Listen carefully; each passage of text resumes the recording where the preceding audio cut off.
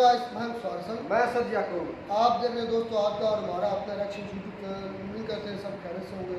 तो चलते हैं दोस्तों आज की वीडियो के चलते। Israel openly speaks for Hindus in Bangladesh. No other country has said this. Okay, मतलब इजराइल ने हिंदुस्तान के लिए ओपनली कह दिया कि हिंदुस्तानी लोग हिंदू आ जाए, पूरी दुनिया से हिंदू आ रहे हैं। ये तो बांग्लादेश में नहीं, इजराइल ने इजराइल बोला है अच्छा फॉर हिंदू इन बांग्लादेश, मतलब जो बांग्लादेश के हिंदू हैं वो हमारे तरफ आ सकते हैं। ये तो फिर दो नंबरी हुई ना, हिंदुओं को बुला रहे तो तमाम बांग्लादेशियों को आने यार। ये तो देखते हैं वीडियो, देखते हैं फिर।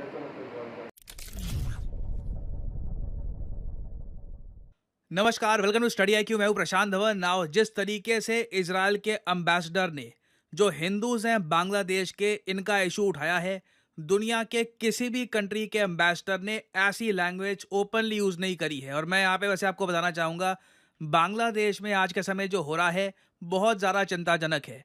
पहले तो हम ये देख रहे हैं कि शेख हसीना की जो पॉलिटिकल पार्टी है अवामी लीग, इनके लोगों को मारा जा रहा है, ढूंढ ढूंढ के इनके अगेंस्ट वायलेंस हो रहा है। बताया जा रहा है कि 20 से लेकर 30 लोग शेख हसीना की पार्टी के मार दिए जा चुके हैं इन बांग्लादेश। इनकी डेड बॉडीज मिली है। जो एक्चुअल डेथ टोल है ये काफ़ी ज़्यादा हो सकता है। जिस तरीके से पाकिस्तान में इमरान खान की पार्टी को डिसमेंटल कर दिया गया था ना, सरप्राइज मत होइएगा इवेंचुअली बांग्लादेश में भी सेम चीज हो, क्योंकि शेख हसीना तो ऑब्वियसली वापस आने नहीं वाली ना। दूसरी तरफ हम ये भी देख रहे हैं कि कई हिंदू टेम्पल्स और कई जो घर हैं ऑफ माइनॉरिटी कम्युनिटी, बांग्लादेश में जो माइनॉरिटी कम्युनिटी है प्राइमरली क्रिश्चियंस हैं, हिंदूज हैं, इन पर काफ़ी अटैक्स हुए हैं। और यहाँ पे आप देख पाओगे सिचुएशन इतनी ख़राब हो गई। देखो, एक बार को ना इनिशियली कई लोग इस बात को डिनाई कर रहे थे कि बांग्लादेश में ऐसा कुछ हो भी रहा है, मगर आप खुद सोच कर देखो सिचुएशन कितनी ख़राब होगी बांग्लादेश में। एक्चुअल पिक्चर इतनी ज़्यादा ख़राब होगी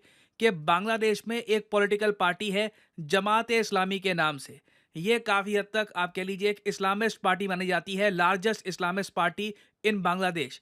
इनको भी ये बोलना पड़ा कि देखिए हिंदूज पे बहुत ज़्यादा अटैक हो रहा है, और आगे ये भी ऐड किया कि सब रिलीजन्स के इक्वल राइट्स होते हैं। इतना ज़्यादा जो टारगेट किया जा रहा है हिंदूज को इन बांग्लादेश, ये गलत है। जब जमात इस्लामी ये कमेंट करे, आप समझ सकते हैं सिचुएशन कितनी खराब होगी। और ओवरऑल बांग्लादेश में भी लगता है कि लॉ एंड ऑर्डर सिचुएशन ठीक है नहीं। आपने रिसेंटली देखा होगा कि भारत की जो एम्बेसी है इन बांग्लादेश, यहाँ पे जो भी नॉन नेसेसरी स्टाफ है, मतलब कि एम्बेसडर्स के अलावा जो यहाँ पे और ऑफिशियल्स हैं, ये ग्रुप B-C के जो लोग हो गए, उनको इंडिया वापस लाया जा रहा है। यहाँ पे आप देख पाओगे India evacuates embassy officials from Bangladesh amid unrest. याद रखिएगा, जो रेलवे लाइंस हैं बिटवीन इंडिया एंड बांग्लादेश, ये ऑलरेडी सस्पेंड कर दी जा चुकी है। जो एयर ट्रैवल है ये भी सस्पेंडेड है। मगर सैड बात ये थी कि अभी तक किसी ने भी ये ओपनली नहीं कहा था कि बांग्लादेश में जो हिंदू कम्युनिटी है इन पर बहुत ज़्यादा अटैक हो रहा है। तभी एंट्री मारते हैं यहाँ पर इजराइल के अम्बेसडर टू इंडिया। यहाँ पे आप देख पाओगे नॉर गिलोन, इन पर हाल ही में बहुत आर्टिकल पब्लिश हुए हैं। यहाँ पे आप देख पाओगे times of India, various articles publish हुए हैं जहाँ पर लिखा है कि इजराइल के ऑनवर टू इंडिया ओपनली कह रहे हैं कि जो रिपोर्ट्स आ रही है ऑफ एट्रोसिटीज, एट्रोसिटी का अर्थ होता है अत्याचार, जो अत्याचार किए जा रहे हैं अगेंस्ट हिंदू कम्युनिटी और उनके टेम्पल्स को जो टारगेट किया जा रहा है इन बांग्लादेश, इसकी जो रिपोर्ट्स आ रही हैं इसको लेकर ये बहुत ज़्यादा ट्रबल्ड हैं। इन्होंने कंसर्न वर्ड भी नहीं यूज़ किया, ट्रबल्ड, लाइक मतलब कि इनको खुद काफ़ी हद तक पीड़ा हो रही है ये रिपोर्ट्स देखकर कि आज के समय बांग्लादेश में हो क्या रहा है। और इनकी जो ट्वीट है ये भी मैं आपको दिखाना चाहता हूँ। और इधर यहाँ पे आप देख सकते हैं इनकी actual tweet, I am troubled by the reports of atrocities against minorities including Hindus and against their temples in Bangladesh. Now ये जो ट्वीट है ना, ये इतनी ज़्यादा इंपॉर्टेंट इसलिए है क्योंकि और जगह भी देखो ये बात तो एक्सेप्टेड है कि बांग्लादेश में माइनॉरिटीज़ पे अटैक हुए हैं, मगर खुलकर इस पर बहुत कम लोग कमेंट कर रहे थे। फॉर एग्जांपल यहाँ पे आप देख पाओगे ये है चार्ल्स वाइटली। जी हाँ, यूरोपियन यूनियन के जो सारे देश हैं, फ्रांस, जर्मनी, इटली, वेरियस और कंट्रीज़, उन सब कंट्रीज़ को रिप्रेजेंट करते हैं ये इन बांग्लादेश। इनको भी ये बात बोलनी पड़ी यूरोपियन यूनियन इन बांग्लादेश के ट्विटर हैंडल से कि European Union heads of mission in Dhaka ये बहुत कंसर्न है about incoming reports of multiple attacks against places of worships, members of religious, ethnic, and other minorities in Bangladesh. We welcome the endeavors by the student movement and others to protect the minority. We urgently appeal to all parties to exercise restraint and reject communal violence and uphold fundamental human rights of all Bangladeshis. ये जो tweet है ये 6 अगस्त की है। हर दिन आप देखोगे नई डेवलपमेंट हो रही है। रिसेंटली पता लगा है कि जो अटैक्स हैं मिनॉरिटीज़ पे ये काफ़ी हद तक बढ़ भी गए हैं और इन अटैक्स की ऑनेस्टली कुछ सेंस बनती नहीं है। शेख हसीना बांग्लादेश से जा चुकी है, आर्मी ने कंट्रोल ले लिया है, जो भी ये लोग चाहते थे अभी के लिए हो गया है, तो अब मिनॉरिटीज़ पे अटैक क्यों किया जा रहा है? Does not make any sense whatsoever. और सबसे ज़्यादा चिंता की बात यहाँ पर यह है कि बांग्लादेश में जो मेन अब पॉलिटिकल पार्टी है ना, अवामी लीग को देखिए तोड़ फोड़ देंगे। जैसे मैंने आपको बताया जो शेख हसीना की पार्टी है वो कुछ सालों बाद डिसइंटीग्रेट कर जाएगी। जो बीएनपी अब मेन पार्टी पावर में आ चुकी है, इनके लीडर हाल ही में ओपनली कहते हैं कि जयशंकर साहब ने जो पार्लियामेंट में खड़े होकर स्पीच दिया था जहां पे इन्होंने ये भी कहा है कि मिनॉरिटीज़ पे अटैक हो रहे हैं इन बांग्लादेश, ये स्पीच भी बायस था। अब ऐसी स्टेटमेंट आया करेंगी बांग्लादेश से। आपको याद होगा जैसी केपी ओली की स्टेटमेंट थी ना नेपाल से, वैसी स्टेटमेंट्स अब बांग्लादेश से आया करेंगी।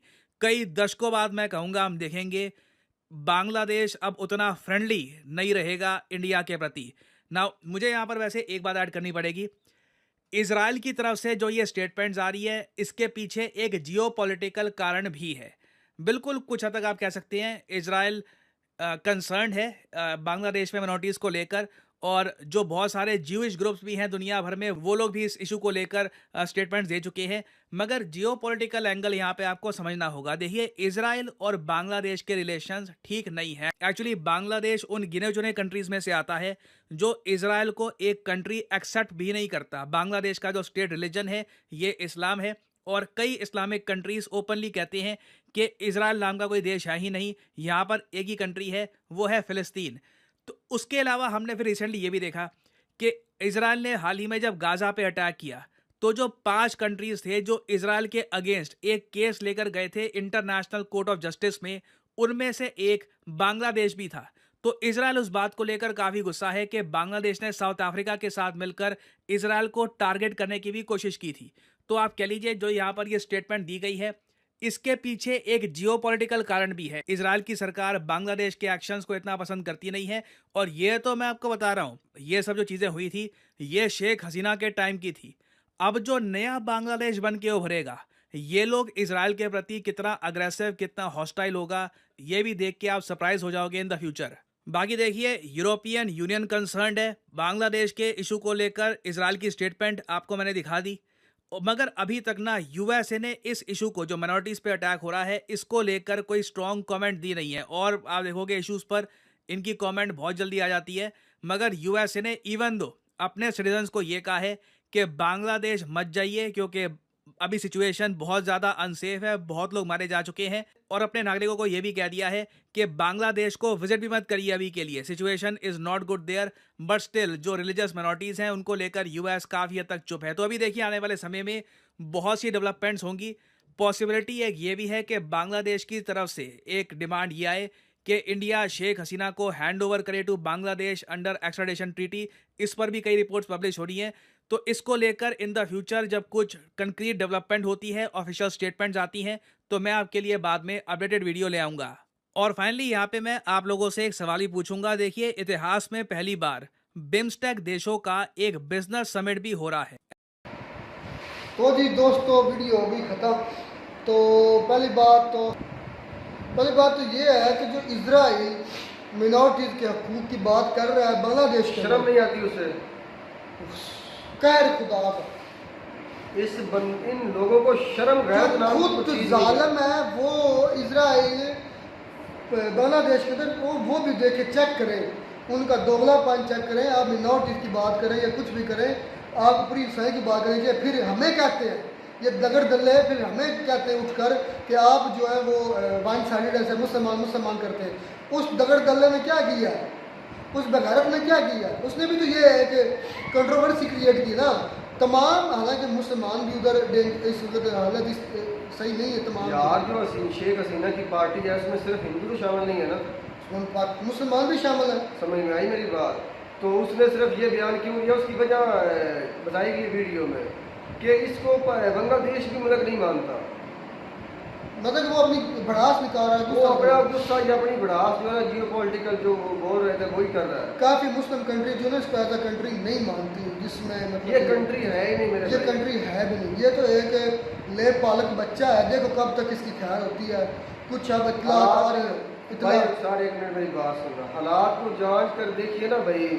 मैं इंडियन से बात कर रहा हूँ, हालात तो पूरी दुनिया में जो हालात चल रहे हैं ना मुसलमानों के खिलाफ, उसे जांचिए और आपको आहिस्ता आहिस्ता पता चलना शुरू हो जाएगा कि ये हालात जा किस तरफ रहे हैं। ये जितनी भी हंगामी सूरत हाल है, ये जितने भी मुंतशिर हुए लोग मुसलमान हैं, एक दिन ऐसा इकट्ठे होगा होंगे। कि इकट्ठे होंगे मेरे भाई। यार जिनकी बुनियाद एक है ना, उन्होंने इकट्ठे होने ही होंगे। वक्ती तौर पर आप उनको जुदा कर सकते हैं, अलग कर सकते हैं, आवाज़ें कर सकते हैं, ताने कर सकते हैं, फिर मुसलमान भाई भाई कब हैं, ये मैं जैसा बोलते हैं मुसलमान भाई भाई। ये मुसलमान भाई भाई थे जिन्होंने ठोका था तमाम यूरोप को। ये मुसलमान भाई भाई थे जिसने ईरान में पूरी दुनिया में इस्लाम फैलाया था, तब ये इकट्ठे थे, पूरी दुनिया का धो डाला था। शाम से लेकर लेकिन आप खैर मनाओ उस दिन तक खुशियाँ मनाओ सारी दुनिया, जिस दिन तक ये इकट्ठे नहीं होते। लेकिन है अनकरीब, ये अनकरीब इकट्ठे होने वाले हैं। आहिस्ता आहिस्ता सूरत क्रिएट हो रही, जितना सप्रेस इनको करना था, जितना इनको डिवाइड करना था दुनिया ने कर लिया। लेकिन जिस दिन ये इकट्ठे हो गए, ये दुनिया भी जानती है कि जब मुस्लिम कंट्री एक यकजहत हो गए, इन्होंने फल का हर चीज़ को साइड लाइन लगा दिया। जिस वक्त की मैं बात करता हूँ मेरे भाई, शाम से लेकर इटली तक ये सल्तनत फारस थी, कितनी बड़ी सल्तनत थी और ये मुट्ठी भर लोग थे। क्या थे? मुट्ठी भर लोग। रोम की सल्तनत थी, रोम की सल्तनत रोम।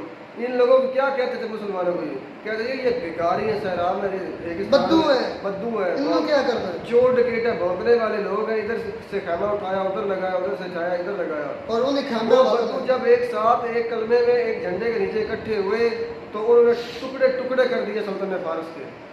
रो पड़ते थे लोग, रो पड़ते थे लोग। जो आपकी जंग के इटली के लोग थे ना, रोमन, वो रोते थे। मुद्दा जब इसे क्या करें? मुद्दा ये नहीं है कि मुद्दा असल में अब ये है कि वो इजराइल हिंदुओं की बात ही क्यों करता है, दूसरी कम्युनिटी की क्यों नहीं बात तो करता? उधर क्या क्रिश्चियन नहीं है बांग्लादेश में? ये तो उसकी 2 नंबरी है, ये तो उसका क्रिश्चियन भी है, हिपोक्रेसी भी होंगे। इसे ये है हिपोक्रेसी। खुद यहूदी है, बाद वो हिंदुओं कर रहा है, क्रिश्चियन किधर गया? हालांकि क्रिश्चियन कंट्री को सपोर्ट कर रहा है। वो दगड़ दल्ला जो यूएस है, वो कौन है? क्रिश्चियन ही है, वो उसको सपोर्ट कर रहा है। वो क्रिश्चियन किसने बात नहीं की? हिंदुओं की इसको बड़ी चिंता होनी चाहिए, होनी चाहिए। मैंने कल बात की थी भाई रफ्तार के जिसके पास पैसा है ना, उसके तमाम ऐप जो है ना, वो उसको ऊपर से ढाल दिया जाता है मेरे भाई। ये है सिर्फ पैसे का कमाल। यूरोप की मैं बात कर रहा हूँ, पूरे यूरोप, यूनाइटेड स्टेट और इस कुत्ते की बात कर रहा हूँ, इसराइल की। ये पैसे का कमाल। और जब तक ये पैसा रहेगा, ये लोग एक साथ रहेंगे। जब इन लोगों में पैसा नहीं रहेगा, और इसकी मैं एक मिसाल देता हूँ, कहते हैं ना कि दुश्मन का दुश्मन दोस्त होता है। मैं आज भी कहता हूँ, सिर्फ बरे आज़म एशिया एक तरफ हो जाए, सिर्फ बरे आज़म एशिया, इंडिया नहीं होगा क्योंकि निकाल दो इंडिया को निकाल तो नहीं सकते। एक मिनट मेरी बात सुनो, उनके पल्ले पड़ने दो। इंडिया को यूरोप के पल्ले पड़ने दो। इंडिया यूरोप के पल्ले नहीं है सर भाई, आप पाकिस्तान यूरोप के पल्ले, ये मेरी बात यार, वो तो है, वो तो मैं मान रहा हूँ। चाइना, रूस और ये इस्लामी 58 मुल्क जो है, ये एक तरफ हो जाए और बाकी दुनिया एक तरफ हो जाए। मैं देखता हूँ इनके सामने कुछ नहीं है, पूरी दुनिया कुछ नहीं है। जिस तरह ये अपनी आई पे आ गए, यूएस से क्यों आज फूट डलवा रहा है मुसलमानों के ऊपर? शिया सुन्नी के फसाद को इतने क्यों उजागर किया जाए? लोग सब भी बड़ा उजागर। मैं हमेशा कहता हूँ कि मुसलमानों पर क्रिटिसिज्म क्यों किया जाता है? सिर्फ इनके अंदर नफरत पाएंगे, इनको दूर रखें। अगर ये इकट्ठे हो गए, यूनाइट हो गए, तो फिर हमारी दुर्गत बना देंगे। ये सारी दुनिया जानती है। जिस तरह दुर्गत बनाई है ना मुसलमानों ने, कई बार बनाई है, रगड़ा है, पूरी दुनिया को रगड़ा है।